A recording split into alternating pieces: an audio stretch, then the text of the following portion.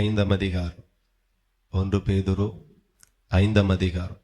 வேதத்தின் கடைசி பக்கம் 323வது பக்கத்தில் இருக்கிறது. 1 பேதுரு 5வது அதிகாரம். இப்போ அந்த பகுதியை கையில் எடுத்து வச்சுக்கோங்க. ஆண்டவர் எனக்கு கற்றுத்தந்த காரியத்தை விளக்கி சொன்ன பிறகு வசனத்திற்குள்ளாய் கடந்து போவோம். ஆண்டவர் நல்லவர். எத்தனை பேர் சந்தோஷமா இருக்கிறீங்க? கர்த்தர் உங்களுக்கு அற்புதம் செய்திருக்கிறார். அல்லேலூயா. கர்த்தர் உங்களை மகிழ பண்ணுவாராக. தேவனுக்கு மகிமை உண்டாகட்டும். இந்த பூமியில நம்ம நிறைய இடங்களை பார்க்கிறோம். அதாவது சில முச்சந்தி, நாள் சந்தி, சில குறிப்பிட்ட வளைவுகள், அதெல்லாம் பார்க்கும்போது அடிக்கடி விபத்து நடக்கும். பார்த்துருக்கோமா இல்லையா? கேள்விப்பட்டிருக்கிறோம். அடிக்கடி விபத்து நடக்கிற ஒரு ஸ்பாட்டே இந்த மாதிரி இடங்கள். அடிக்கடி இரத்த காயங்கள், படுகாயங்கள், மரணம் அடிக்கடி அந்த இடங்கள்ல நடக்கும். அதனுடைய காரணம் என்ன அப்படின்னா, ஒரு பொல்லாத ஆவி அதுல இருந்து விபத்துகளை உண்டாக்கி கொண்டே இருக்கும். இந்த பூமியில நடக்கிற எல்லாத்துக்கும் பின்னணியில ஒரு பொல்லாத ஆவி இருக்கிறது, ஒரு அசுத்த ஆவி இருக்கிறது. அந்த ஆவிகளின் கிரியைகளை வசனம் சொல்லுகிறது, ஆண்டவர் சொல்லுகிறார், அவன் கொல்லவும் அழிக்கவுமே அன்றி வேற ஒன்றுக்கும் வரான் என்று வசனம் சொல்லுகிறது. அப்ப பிசாசனுடைய வேலையே என்ன அப்படின்னா, கொல்லணும் அல்லன்னா அழிக்கணும். இந்த ரெண்டுலையும் தான் அவனுடைய வேலை அதிகமா இருக்கிறது. நிறைய இடங்களில அந்த ஆவிகளின் தாக்கங்கள் அதிகமா இருக்கிறபடினாலதான் நிறைய விபத்துகள் அந்த பகுதியில நடக்கிறதை நாம கேள்விப்படுகிறோம். ஆனா நாம என்ன நினைக்கிறோம், அந்த வண்டிக்காரன் பார்க்காம வந்துட்டான், இவன் அந்த இடத்துல வந்து தூங்கிட்டான், அந்த இடத்துல ஓவராய் ஸ்பீட்ல போயிட்டான். நான் சொல்லுகிறேன், ஓவராய் ஸ்பீடா போக வைக்கிறதும் ஒரு ஆவிதான், தூங்க வைக்கிறதும் ஒரு ஆவிதான். அல்லேலூயா. எல்லாத்துக்கும் பின்னாடி எந்த இடத்துல தூங்க வைத்தா விபத்து நடக்கும் என்கிறது அவனுக்கு தெரியும்.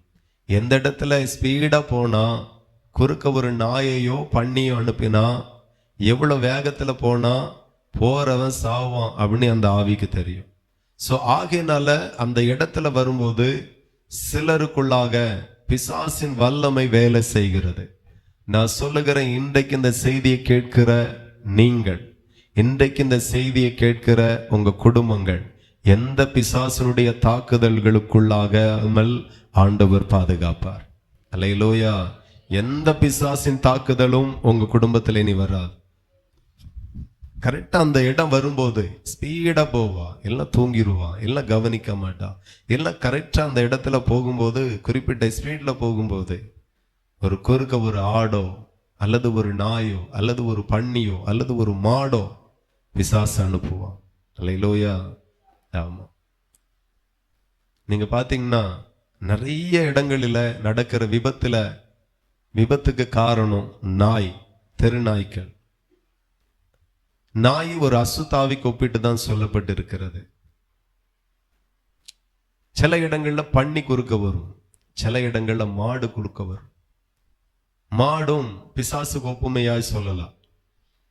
அப்ப எல்லாத்துக்கும் பின்னாடி பிசாசு எதை கையில எடுக்கிறான் அப்படின்னா, இந்த மாதிரி காரியங்களை கையில் எடுத்து ஒரு விபத்தை, ஒரு இழப்பை, ஒரு சேதத்தை பிசாசு உண்டாக்குகிறான்.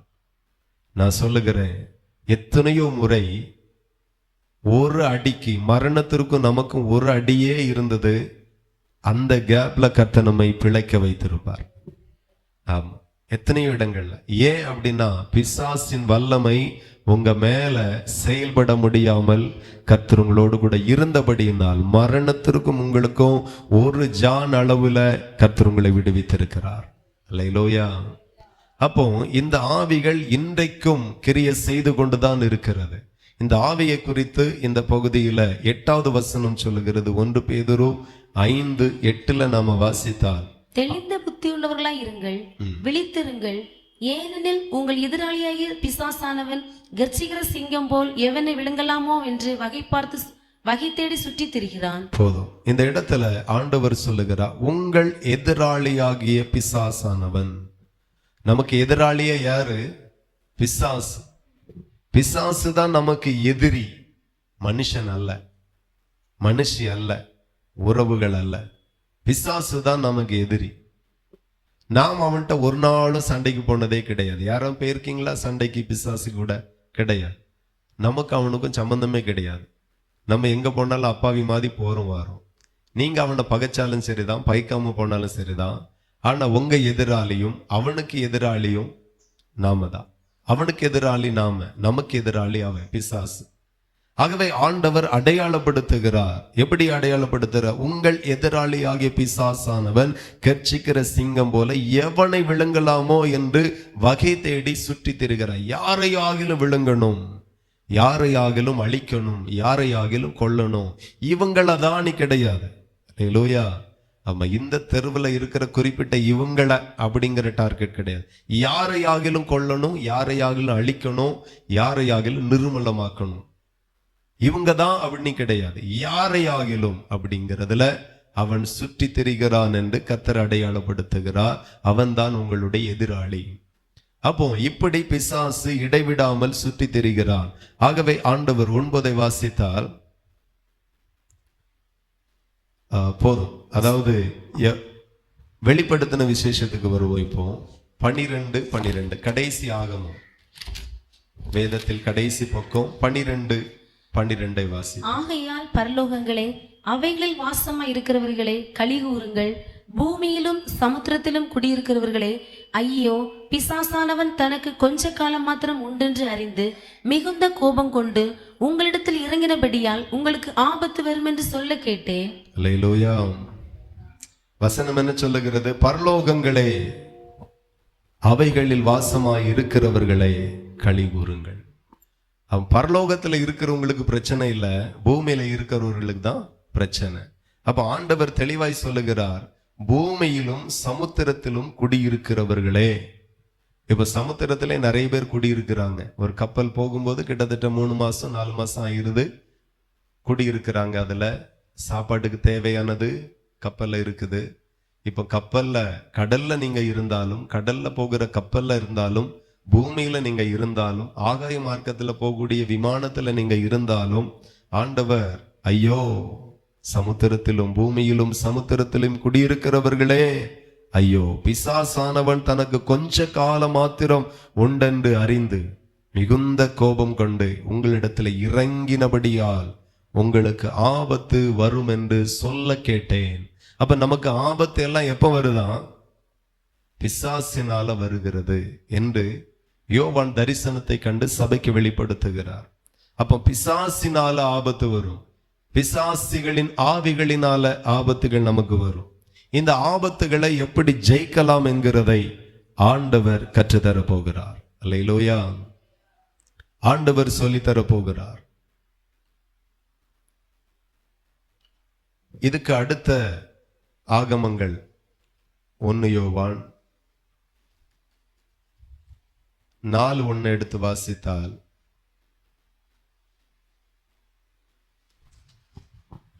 பிரியமானவர்களே, உலகத்தில் அநேக கள்ள தீர்க்கதரிசிகள் தோன்றி இருப்பதினால், அது இல்ல, உலகத்தில் இருக்கிறவனிலும் உங்களில் இருக்கிறவன் பெரியவர். 1 யோவான் 4:4 வாசிங்க. பிள்ளைகளே, நீங்கள் தேவனால் உண்டாயிருந்து அவர்களை ஜெயித்தீர்கள், ஏனெனில் உலகத்தில் இருக்கிறவனிலும் உங்களில் இருக்கிறவர் பெரியவர். அல்லேலூயா. ஆண்டவர் சொல்லுகிறார், உலகத்தில் இருக்கிறவனிலும் உங்களில் இருக்கிறவர் பெரியவர். வெளிப்படுத்தின விசேஷத்துல பார்த்தோம், பிசாசினால உங்களுக்கு ஆபத்து வரும் என்று சொல்லப்பட்டிருக்கிறது. எப்போதுமே கவனிங்க, பிசாசினால ஒரு பிரச்சனை வரும், பிசாசினால ஒரு விபத்து வரும், பிசாசினால ஒரு பலகீனம் வரும், பிசாசினால ஒரு இழப்புகள் வரும்.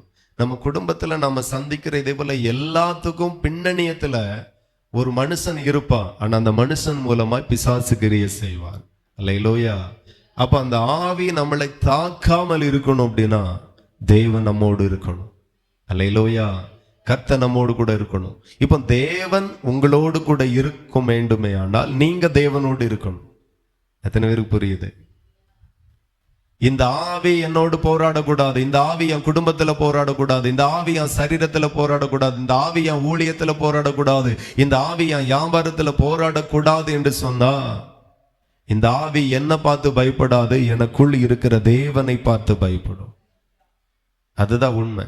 ஆகையினாலதான் ஆண்டவர் சொல்லுகிறார், உலகத்தில் இருக்கிறவனிலும் உங்களில் இருக்கிறவர் பெரியவர் என்று சொல்லப்பட்டு இருக்கிறது. அந்த பெரியவர் நமக்குள்ளா இருந்தா இந்த ஆவி உங்களையும் என்னையும் பார்த்து நடுங்கும். இப்போ பெரியவராய் இருக்கிற கர்த்தர் என்னோடு கூட இருக்கணும் அப்படின்னா முதலாவது நான் அவரோடு இருக்கணும்.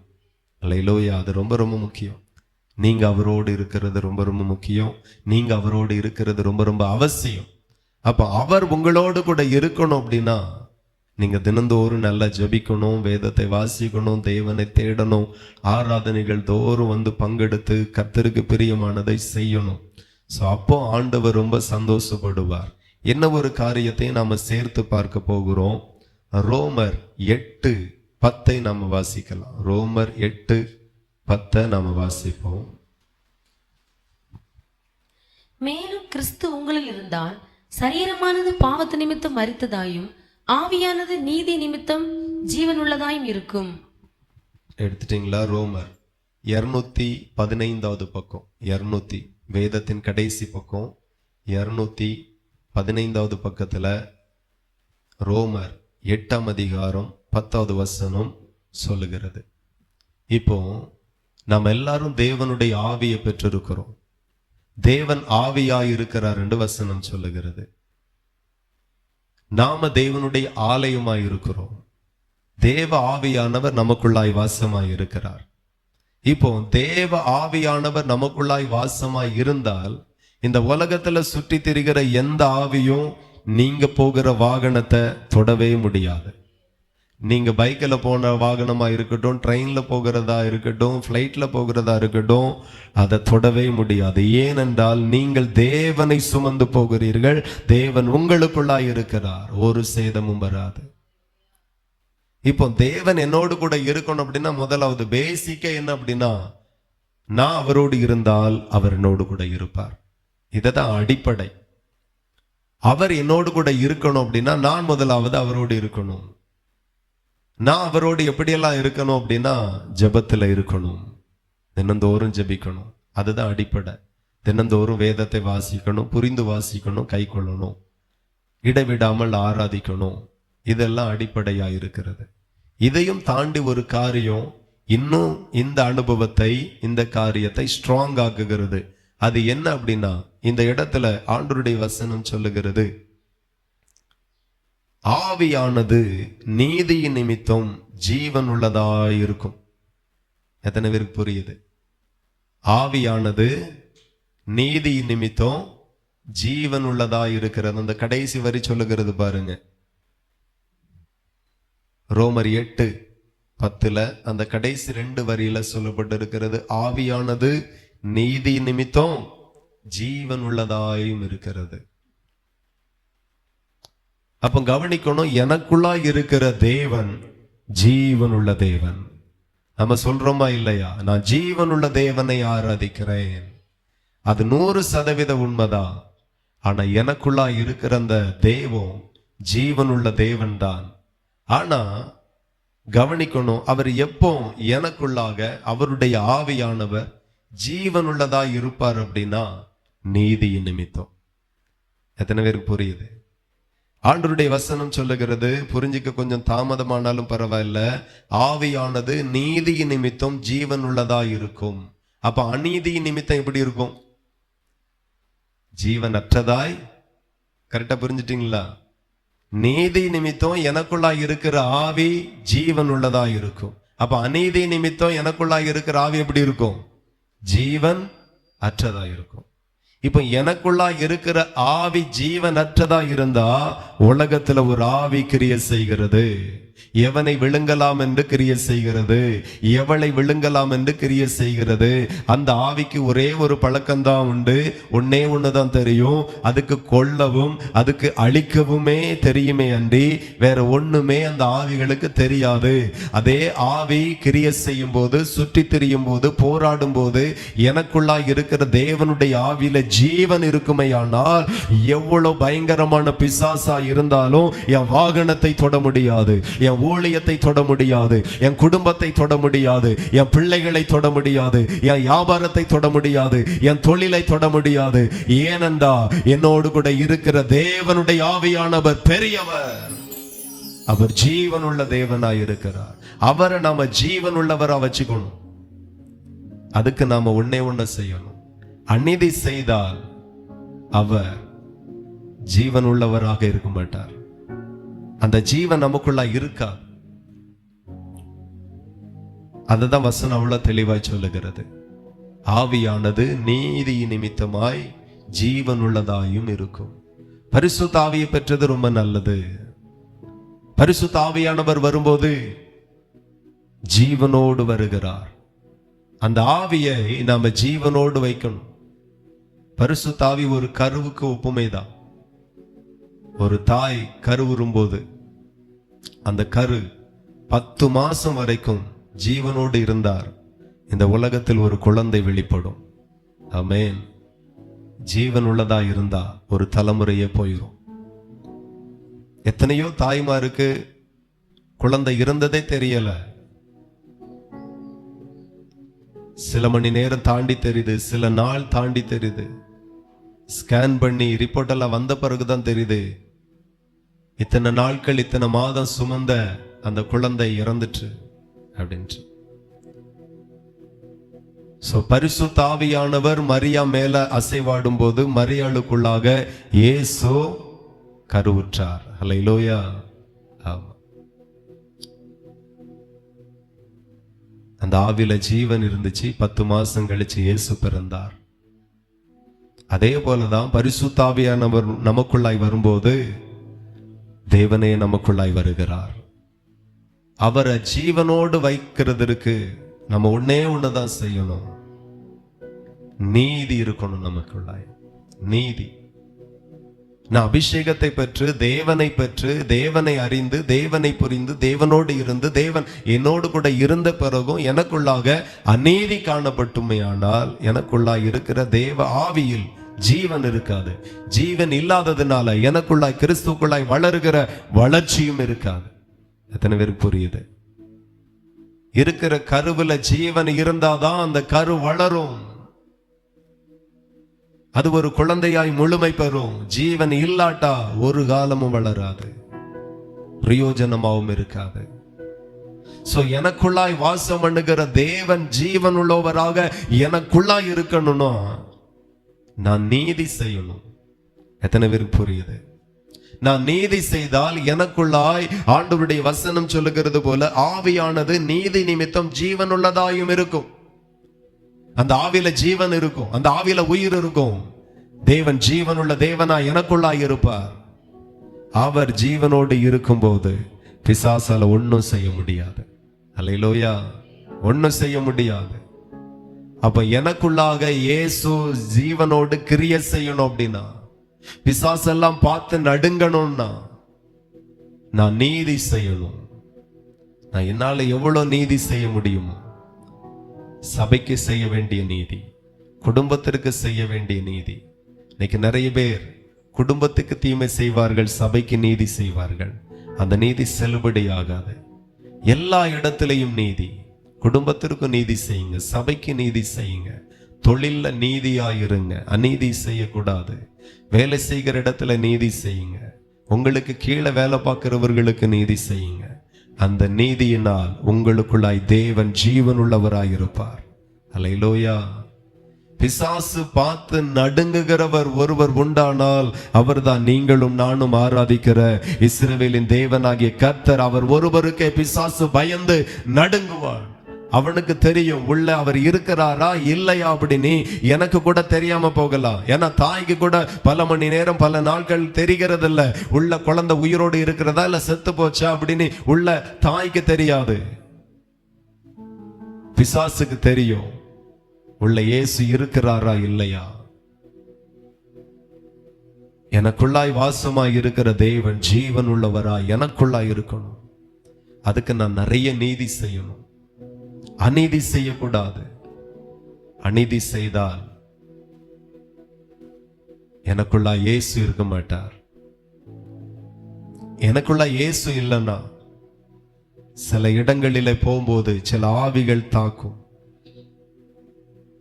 சில இடங்களில போகும்போது சில சொல்லுவாங்க, இந்த பக்கமா போனாலே அங்க ஒரு பிசாசின் கிரியை இருக்கு, அந்த புளிய மரம் பக்கத்துல பிசாசு கிரியை இருக்கு. நம்ம எல்லாம் கேள்விப்பட்டிருப்போம். சில வீடுகளில் பிசாசின் கிரியைகள் இருக்கும். நிறைய வாடகை வீடு மாறினவங்களுக்கு தெரியும். நாங்க பிசாசின் ஆவிகளோடு கூடவே 3 வருஷம் குடியிருந்தவர்கள், எங்களுக்கு நல்லா தெரியும். ஆமா, அப்படியே ரத்தம் சொட்டு சொட்டா வந்து கிடக்கும். என்ன வந்துச்சு? அப்பந்தான் வெளியிருந்து வந்திருப்போம், ஒண்ணும் இருக்காது. திரும்பி அடுத்த ரூமுக்கு போகும்போது வாசல் இருந்தே சொட்டு சொட்டா கிடக்கும் ரத்தம். பிசாசின் கிரியைகள் சில வீடுகள்ல இருக்கும். நான் சொல்லுகிறேன், என்னோடு இயேசு இருப்பாரானால் ஒன்னும் செய்ய முடியாது. உங்களோடு கூட இயேசு இருக்கணும், ஜீவனோடு இருக்கணும். அதற்கு நீங்க செய்ய வேண்டிய நீதி செய்யணும். சுயநீதி அல்ல, தேவனுடைய நீதி. வேத வசனம் தான் நமக்கு நீதி, வேதத்தினுடைய சத்தியம் தான் நமக்கு நீதி. எவ்வளவு நீதி செய்கிறோமோ செய்து கொண்டு இருக்கிறோமோ உள்ள இருக்கிறவர் ஜீவனோடு இருப்பார். அவர் இருக்கும்போது எந்த ஆவியும் மனுஷனை தொட முடியாது. இன்னைக்கு நிறைய பேரை பொல்லாத ஆவி அழிக்குது. உங்களுக்கு ஒண்ணு தெரியுமா? கடந்த நாட்கள்ல ரொம்ப பரபரப்பா பேசப்பட்ட ஒரு சம்பவம் ஆத்தங்கர பள்ளிவாசல்ல நடந்த சம்பவம். கணவன் மனைவி 2 பிள்ளைகள் எல்லாரும் வாராங்க, அங்க வழிபாடு நடத்துறாங்க. நிறைய தான தர்மம் பண்ணக்கு துணி எல்லாம் கொண்டு வந்து எல்லாருக்கும் தான தர்மம் பண்ணியிருக்காங்க. நைட்டு அந்த பக்கமே யாரும் போக மாட்டாங்க. அந்த மாதிரி ஒரு வனாந்தரம், ஒரு ஒதுக்குப்புறம், அந்த பகுதியில காரை விட்டு பெட்ரோல் ஊத்தி அவங்களே தீ வச்சு கொண்டாங்க. 4 பேரும் மரிச்சிட்டாங்க. ஒரு ஆவி உள்ள இருந்து சொல்லும், எதுக்கு உயிரோடு இருக்கிறா, செத்துரு செத்துரு. வாரந்தோறும் சில ஆவி நமக்குள்ளாய் போராடுது. எல்லாம் ஒரு வாழ்க்கையா? இந்த பலகீனத்துல இருக்கணுமா? இப்படி அவங்க நம்மளை பார்த்து சொல்லிட்டாங்க, இருக்கணுமா? இந்த பிள்ளை நம்மளை இப்படி கேட்டுட்டு நம்ம உயிரோடு இருக்கணுமா? அடிக்கடி சொல்லும். நான் சொல்லுவேன், தற்கொலைக்காகவே போராடுகிற ஒரு ஆவி இருக்கிறது. தற்கொலைக்குள்ளாக தள்ளக்கே ஒரு ஆவி போராடி கொண்டு இருக்கிறது. நிறைய குடும்பத்துல தனக்கு தானே தீ வைத்துக் கொள்ளணும். அது எவ்வளவு பயங்கரமான விஷயம். ஒரு கொலைக்காரன், 2 கொலை பண்ணினவர்கள் அப்பாவிகள் தான். இறந்தவர் ரொம்ப அப்பாவி, கொன்னவர் ரொம்ப அப்பாவி. அப்ப எப்படி நடந்தது? அவங்க சொல்றாங்க, பாஸ்டர் என்ன நடந்ததுன்னே தெரியல, அவரும் அப்படிப்பட்ட ஒரு தப்பு ஒன்றும் பண்ணல, நானும் அவ்வளவு கோபக்காரன் இல்லை. திடீர்னு எனக்குள்ள ஒரு ஆத்திரம், கோபம், எரிச்சல். 2 செகண்ட்ல எல்லாமே முடிஞ்சிட்டு.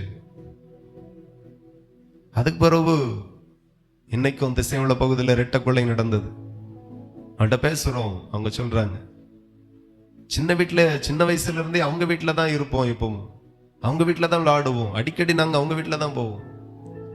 எப்படி ஆத்திரம் வந்ததுனே தெரியல, எப்படி கோவம் வந்ததுனே தெரியல, 2 பேர் வெட்டிட்டோம். ஒரு ஆவி போராடுகிறது.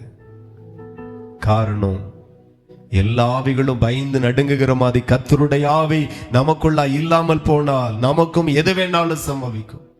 ஒரு நாள் ஆண்டவர் எனக்கு கற்று தந்தார், எவ்வளவு பெரிய எவ்வளவு மோசமான வியாதியாக இருந்தாலும் நீ அதை வியாதி என்று பாராது, நீ பிசாசு என்று சொல்லி பார்த்து ஜெபம் பண்ணு.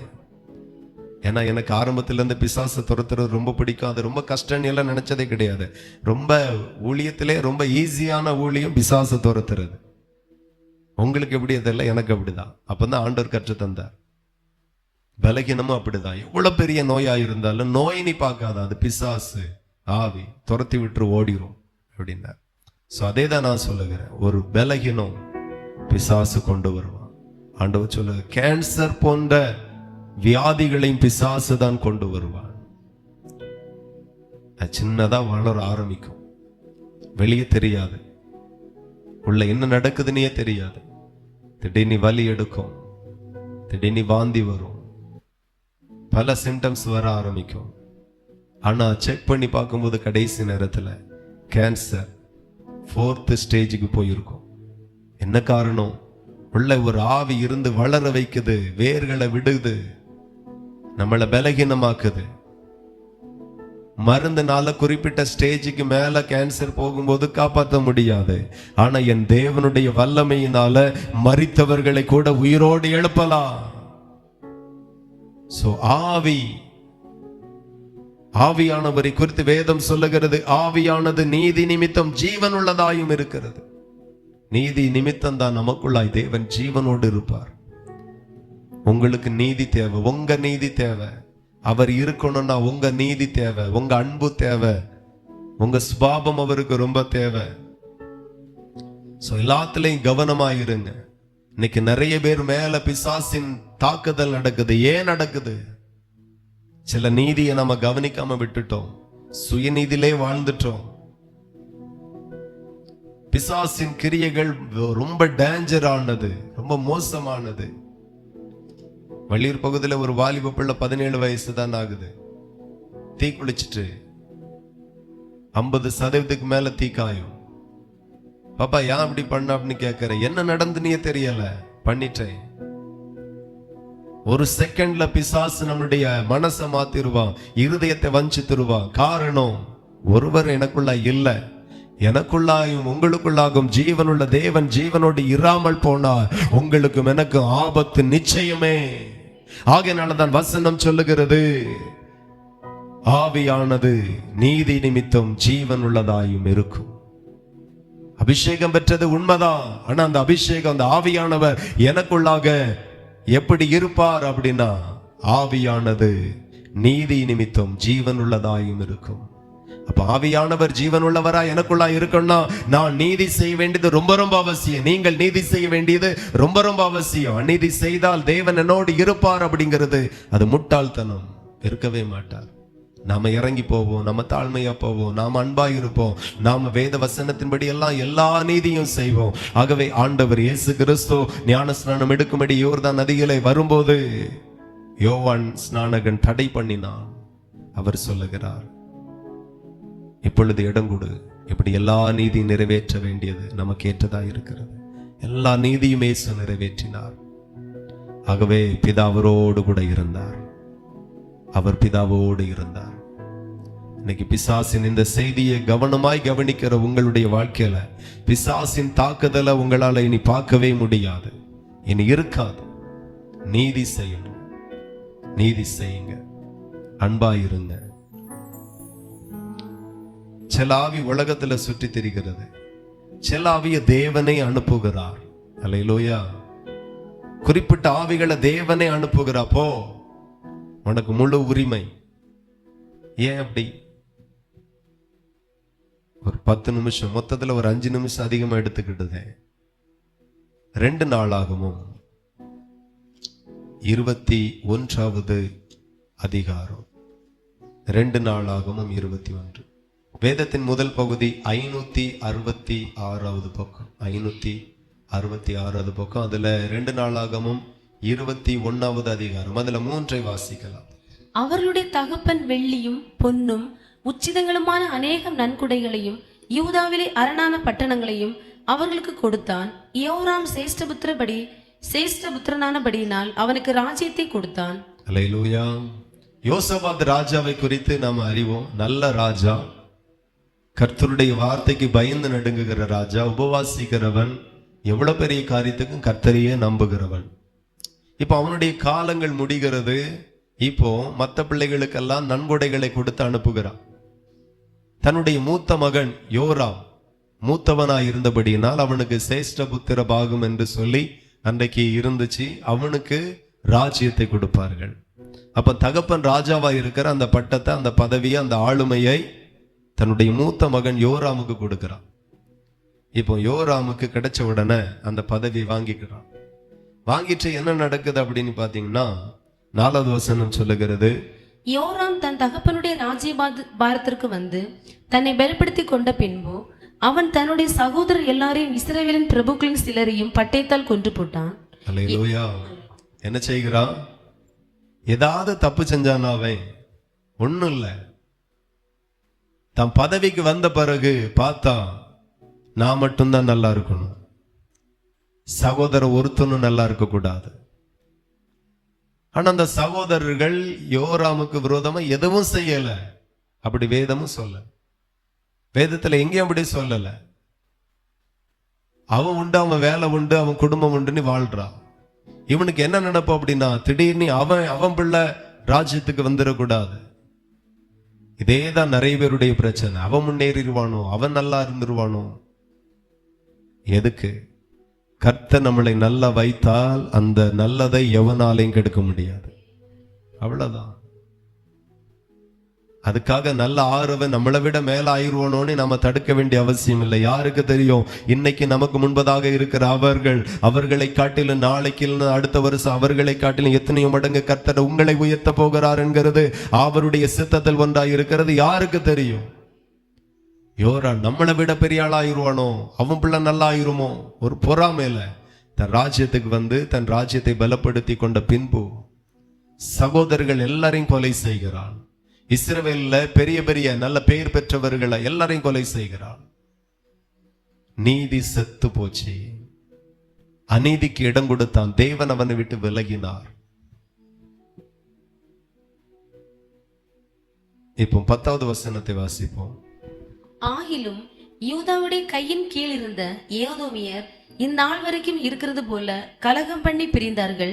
அவன் தன் பிதாக்களின் தேவனாகி கர்த்தரை விட்டபடியினால் அக்காலத்திலே லீப்னா பட்டணத்தாரும் கலகம் பண்ணினார்கள். 12 வாசிப்போம். அப்பொழுது தீர்க்கதரிசியாக எலியா எழுதின ஒரு நிருபம் அவனிடத்தில் வந்தது.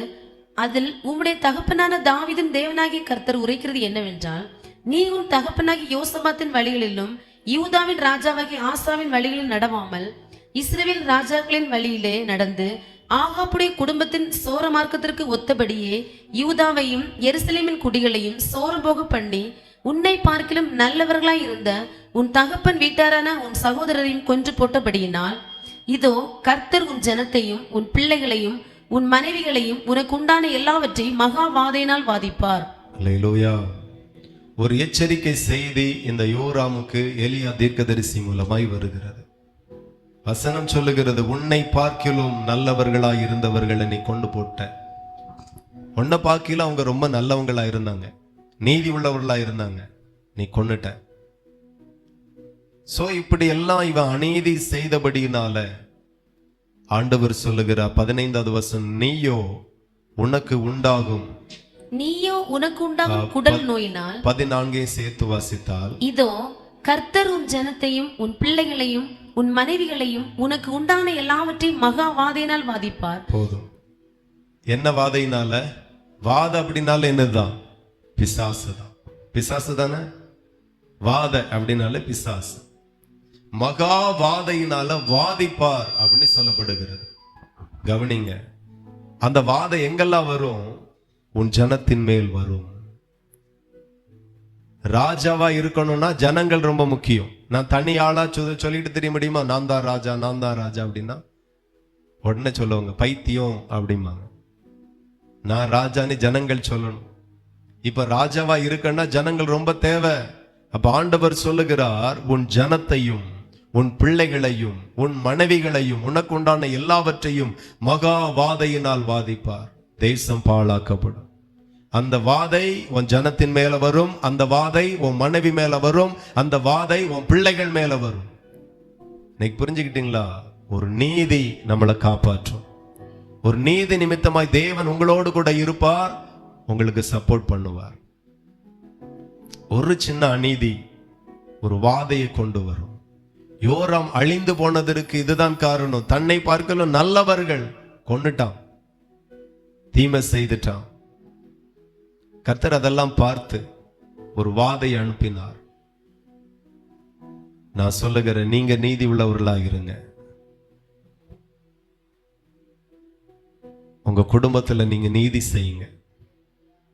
இன்னைக்கு நிறைய வாதை மாமியாருக்குள்ளா இருக்குது, மருமகளுக்குள்ளா இருக்குது, மருமகனுக்குள்ளா இருக்குது, பேர பிள்ளைகளுக்குள்ளா இருக்குது.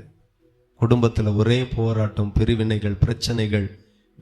அந்த வாதை வியாதியை கொண்டு வருகிறது, அந்த வாதை தரித்திரத்தை கொண்டு வருகிறது, அந்த வாதை குடிவரியை கொண்டு வருகிறது, அந்த வாதை வேசித்தன விபச்சாரத்தை கொண்டு வருகிறது. இப்படி பல வகையில கொண்டு வருகிறது.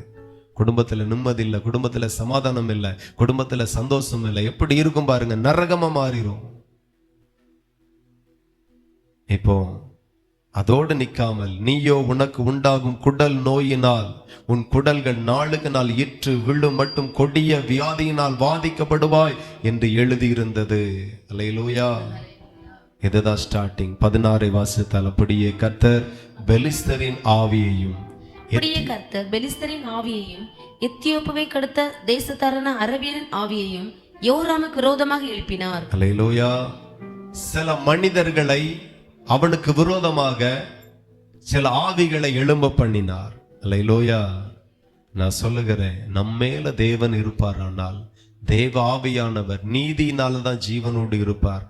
எனக்குள்ளாய் நீதியின் தேவன் இருந்தால் எல்லா ஆவிகளும் அடங்கி இருக்கும். அல்லேலூயா. நான் சொல்லுகிறேன், எத்தனையோ இடத்துல அநீதி நடக்குது.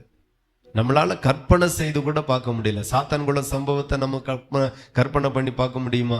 அந்த தகப்பனார தாயார நான் அடிக்கிற மாதிரி என்னால் கற்பனையில கூட நினைக்க முடியாது. அடிச்சே கொண்டுட்டாங்க. எவ்வளவு பெரிய கொடூரம். இதுக்கு பின்னணியத்துல மனுஷிக ஆவி இருக்கும்னு நினைக்கிறீங்க? மனுஷனால் அப்படி நடக்க முடியுமா என்ன? எத்தனையோ பேரை சொல்ற, அவன் மனுஷன், அவன் மிருகம். அவன் மனுஷன் தான், ஆனா அவனுக்குள்ள இருக்கிறது மிருகம், பொல்லாத ஆவி.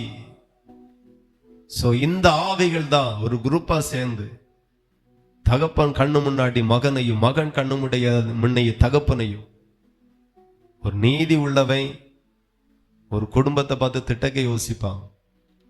ஆனா இவன் ஒரு தகப்பனுக்கு முன்பதாக மகனை நிர்வாணம் பண்ணி, மகனுக்கு முன்பதாக தகப்பனை நிர்வாணம் பண்ணி எவ்வளவு அடிக்க முடியுமோ அடிச்சு கொடூரமா தாக்குறான்னா எப்படிப்பட்ட ஆவி! இந்த ஆவிதான் பூமியில சுற்றி திரிகிறது. ஆவியானது நீதி நிமித்தமா ஜீவன் உள்ளதாயும் இருக்கும். அநீதி சாதாரணமானதல்ல, பொல்லாப்பு சாதாரணமானதல்ல, பொய் சாதாரணமானதல்ல, கபடு சாதாரணமானதல்ல. இப்படிப்பட்ட நிறைய ஆவிகள் சுற்றி திரிகிறது. ஒரு ஆவி எழும்பினா நம்ம தாங்க மாட்டோம். ஒரு ஆவி நம்ம குடும்பத்தில் எழுமன தாங்காது. அந்த ஆவி விபத்தின் வடிவில் வரலாம், வியாதியின் வடிவில் வரலாம், பிரச்சனையின் வடிவில் வரலாம், கொலையின் வடிவில் வரலாம், ஏதோ ஒரு விதத்துல வரலாம். தாங்க முடியாது. எத்தனையோ மனிதர்கள் ஆயுள் கைதிகளா இருக்கிறாங்க. உங்களுக்கு தெரியுமா? ஒன்னும் செய்யல.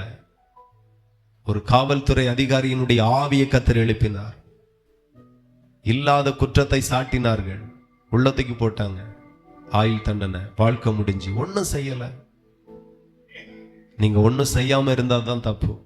ஒன்னு செஞ்சிருக்கலாம், வேதத்தை வாசித்திருக்கலாம், அதன்படி நடந்திருக்கலாம், தேவனை நம்பி இருந்திருக்கலாம், தேவனோடு இருந்திருக்கலாம். தேவனோடு இருந்திருந்தால் தேவன் நிச்சயமாய் உங்களோடு இருந்திருப்பார். அவர் உங்களோடு கூட இருந்திருந்தா உலகத்துல சுற்றி திரிகிற எந்த ஆவியும் உங்களை தாக்கி இருக்காது.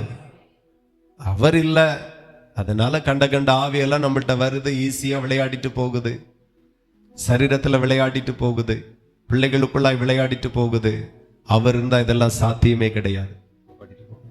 அவர் இருந்தா இது சாத்தியமே கிடையாது. அவர் இல்ல. கண்ட ஆவிகள் விளையாடுது. கடைசியா முடிப்போம். அப்படியே நீங்க பாத்தீங்கன்னா அந்த யோராமுக்கு விரோதமாய் இத்தனை ஆவிகளை கர்த்தர் எழும்ப பண்ணினார். அவ்வளவு பேர் இவனுக்கு விரோதமாய் எழும்பினார்கள். சொல்லுவாங்க, எங்க போனாலும் விளங்க மாட்டேங்க, உருப்பட மாட்டேங்க. காரணம் இதுதான். எங்க போனாலும் ஒரு ஆவி. உங்களுக்குள்ளா இருக்க வேண்டியவர் இல்லை. அதனால பரிசுத்தமாயிருங்க, உண்மை உள்ளவர்களாயிருங்க, நீதி உடையவர்களாயிருங்க, தாழ்மை உடையவர்களாயிருங்க. வாசிப்போம் 17. அவர்கள் யூதாவில் வந்து பலாத்காரமாய் புகுந்து ராஜாவின் அரண்மனையில் அகப்பட்ட எல்லா பொருட்களையும் அவன் பிள்ளைகளையும் அவன் மனைவிகளையும் பிடித்து கொண்டு போனார்கள். யோவகாஸ் என்னும் அவன் குமாரர் இளையவனை அல்லாமல் ஒரு குமாரன் அவனுக்கு மீதியாக வைக்கப்படவில்லை. இவைகள் எல்லாவற்றிற்கும் பிற்பாடு கர்த்தர் அவன் குடல்களில் உண்டான தீராத நோயினால் அவனை வாதித்தார். அல்லேலூயா. இப்போ குடும்பம்னு ஒண்ணு இருந்துச்சு. மனைவிகள் எல்லாரையும் பிடிச்சிட்டு போயிட்டான். மகள்கள், குமாரர்கள், அவனுக்கு வீட்டில் உண்ட எல்லாவற்றையும் பலாத்காரமா பிடித்து கொண்டு போனான். உங்களுக்கு ஒன்று தெரியுமா? வெனிசுலா அதிபரை பிடிச்சிட்டு போனாங்க. எத்தனை பேருக்கு ஞாபகம் இருக்கு? ராத்திரி மனைவியோட தூங்க போறது வரைக்கும் அவன் அதிபர் தான். திடீர்னு கண் முழிச்சு பார்க்கறாங்க. அமெரிக்காவுடைய ராணுவம் எல்லாம் அவனை வளைஞ்சு கொண்டு கைது பண்ணி உயிரோட கணவன் மனைவி சுற்றி இருந்த அத்தனை பேரை கொண்டு போட்டுட்டு தூக்கிட்டு போறாங்க. நேற்றைக்கு அதிபர் இன்னைக்கு என்ன ஒரு நாட்டுல கைதியா இருக்கிறான். இனி வெளியே வரவே முடியாது. வாழ்க்கை முடிஞ்சு போச்சு. இன்னைக்கும் நம்ம கண் எதிரே இதெல்லாம் நடக்குது. காரணம் எதனால? ஒரு ஆவியை கர்த்தர் எழும்ப பண்ணினார். அமெரிக்கர்களுடைய ஆவியை கர்த்தர் எழும்ப பண்ணினார். வெனிசுலாவில் இப்படிப்பட்ட பிரச்சனை. அன்னைக்கும் ஆண்டவர் அதை செய்ய முடிந்தது. இன்றைக்கும் நம் கண் எதிரே யாருக்கோ ஒருவருக்கு இந்த சூழ்நிலை வந்துதான் ஆகுது. அல்லேலூயா. ஆகவே கர்த்தருடைய பிள்ளைகள் புரிந்து கொள்ளுங்கள்.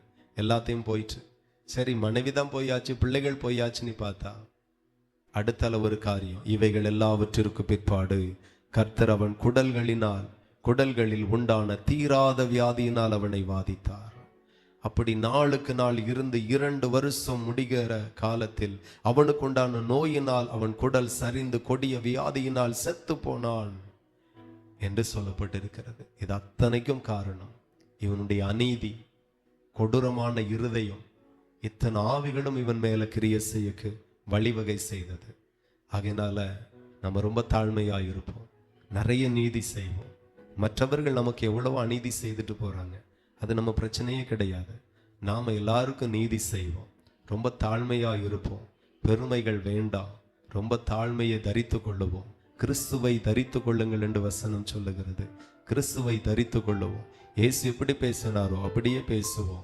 இயேசு எப்படி தாழ்மையாய் நடந்தாரோ அப்படியே நம்ம தாழ்மையாய் நடப்போம். ஆவியானது நீதி நிமித்தம் ஜீவன் உள்ளதாயும் இருக்குமா? அப்ப அநீதி நிமித்தம் ஆவி மரித்ததாய் இருக்கும், ஜீவனற்றதாய் இருக்கும். ஜீவன் இல்லாத இடத்துல பிசாசு வந்து கிரியை செய்வான்.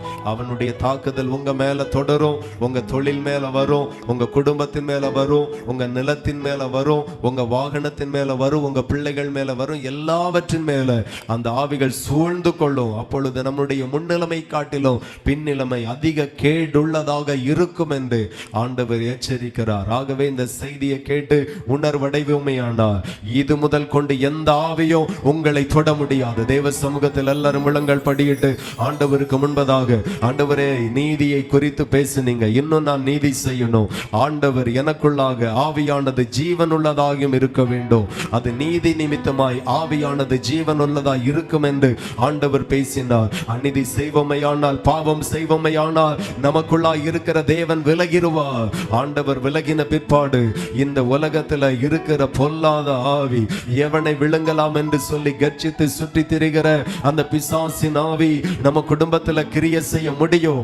ஏனென்றால் அவன் உங்களை பார்த்து ஒரு நாள் நடுங்க மாட்டான், பயப்பட மாட்டான். ஆனா உங்களுக்குள்ளாக, உங்க வீட்டிற்குள்ளாக ஒரு தேவன் இருப்பாரானால் அவரை மட்டும் பார்த்து அவன் பயந்து நடுங்குவான். அந்த எல்கைகளிலே வராமல் ஓடியே போவான். பிசாசு ஓடணும்னா, பிசாசை ஓட வைக்கணும்னா ஒண்ணுதான் நமக்கு தேவை. அதுதான் கர்த்தரினோடு கூட இருக்கணும். நான் கர்த்தரோடு இருக்கணும். நான் கர்த்தரோடு இருக்கணும் அப்படின்னா, என் கர்த்தரினோடு கூட இருக்கணும்னா நான் நீதி செய்யணும். நான் அநீதி செய்யக்கூடாது. நான் நீதி செய்யணும். நான் உண்மையாய் நடக்கணும். உத்தமத்துல நிலை நிற்கணும். அநியாயம் செய்யக்கூடாது. ஆமென், ஹalleluya. அப்படி வாழ்ந்தால் மட்டுமே பிசாசு இனி உங்க குடும்பத்துல கிரியை செய்ய முடியாது. சரீரத்துல கிரியை செய்ய முடியாது. வாகனத்துல கிரியை செய்ய முடியாது. பேர பிள்ளைகளுக்குள்ளாய் கிரியை செய்ய முடியாது. உங்க குடும்பத்துல எங்கும் சமாதானம் இருக்கும். உங்க குடும்பத்துல எல்லா இடத்துலயும் சந்தோஷம் இருக்கும், மனமகிழ்ச்சி இருக்கும். வியாதிகள் தொடருவதில்லை. யோராம் ராஜா அவன் செய்த அநீதி நிமித்தமாய் அவன் மடிந்து போக வேண்டிய நிலைமை வந்தது. மனைவிகள் போய்விட்டார்கள், பிள்ளைகள் போய்விட்டார்கள், குமாரர் போய்விட்டார்கள், குமாரத்திகள் போய்விட்டார்கள். அந்த வேதனை தனியக்கு முன்பதாக தேவனால் விடப்பட்ட அப்படிப்பட்ட பொல்லாத வியாதி அவனுக்குள்ளாய் வந்தது. ஆமென். அந்த வியாதி குடலை பாதித்தது. ஆகாரம் புசிக்க முடியல, எழும்ப முடியல. நாளுக்கு நாள் குடல் அழுக ஆரம்பித்தது. இன்னைக்கு உயிரோடு இருக்கிற எத்தனையோ பேருடைய கால்கள் அழுகுது, கைகள் அழுகுது. இதற்கு காரணம் அவர்களுக்குள்ளாய் தேவன் இல்லை, தேவ ஆவியானவர் இல்லை. தேவ ஆவியானவர் இருப்பாரானா நீங்க இப்பொழுது அவருக்கு இடம் கொடுப்பீர்களானா, நான் சொல்லுகிற ஆளுகை கொண்டிருக்கிற கால்ல கூட மறுபடியும் தேவனுடைய ஜீவன் வரும், உயிர் வரும். இனி அழுகாது, இனி பாதிப்படையாது. அல்லேலூயா. உங்க கால்கள்ல பலன் இருக்கும், உங்க கைகளில பலன் இருக்கும், உங்க குடும்பத்துல சமாதானம் இருக்கும். உங்க மனைவி உங்களுக்கு நல்ல மனைவியாய் இருப்பார்கள், உங்க கணவன் உங்களுக்கு நல்ல கணவனாய் மாறுவார்கள், உங்க பிள்ளைகள் ஆசீர்வதிக்கப்படுவார்கள்.